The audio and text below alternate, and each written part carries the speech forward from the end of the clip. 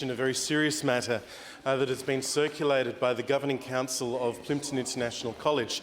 Plympton International College is an excellent school in the inner southwest of Adelaide, previously William Light College. It is a school that has grown dramatically over the last 8 years. It is a school that was not previously a school of choice in the local area, it is fair to say, but due to the work of the school, the Governing Council, the leadership, the teachers and the community, supported by excellent local members, such as the member for Morphett, who was until recently the local member, and a redistribution, even after the redistribution, he continues to support the school as a nearby local member. The school has also benefited from its Chinese bilingual program, a nearly unique program in South Australia and one which is extraordinarily popular. By way of comparison, I remember when I was first the Minister for Education, within a 2 or 3 year period, the school had gone from having about half a class of receptions per year to in 1 year getting up to 4 classes of receptions per year. It is growing fast, and indeed we see that in enrolments overall. It was previously several hundred. It's rapidly approaching and will surpass 1,000. Last year, the government, on top of previous funding commitments supported by the former Labor government and the former Liberal government, last year the government made a welcome investment of $14 million. Congratulations were given to the Minister and the Department at the time. It was a welcome in further investment and the natural next step.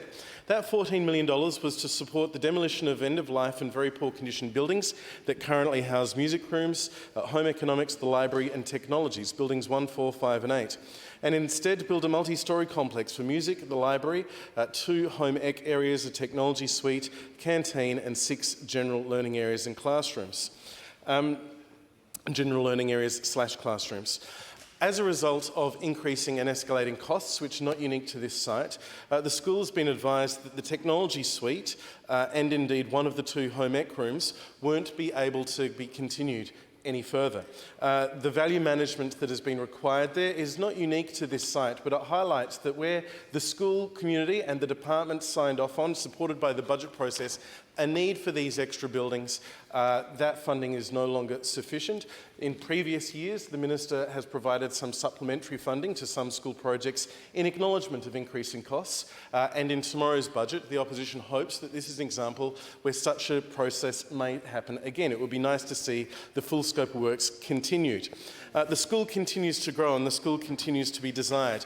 As with so many schools in South Australia, particularly those with a large primary school component, the school has an OSH service, an out-of-school hours care service, an area of public policy highlighted by this government as a priority, certainly rhetorically. They included it in the Gillard Royal Commission's terms of reference for consideration. We want parents to be able to have access to OSH facilities for their families. But I'm advised, as a letter has gone to the Minister from the Governing Council, highlighting that the OSH service, which has been moved from its old facilities by the introduction of media reception, has now been in the library.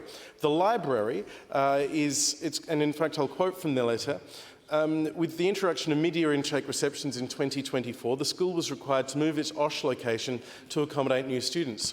OSH is now in a cordoned-off section of the library, essentially utilising a storage room and a teaching space. This is not suitable or sustainable, as the library will be demolished in early 2025 to make way for new buildings.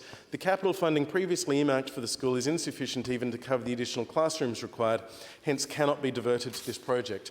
I understand that when a member of the Governing Council appeared on the news yesterday calling for the extra $500,000 that has been identified as being sufficient to fund the building of a new purpose-built OSH facility, presumably using modern modular techniques, the government's response was that they could use an allocation from their $14 million project.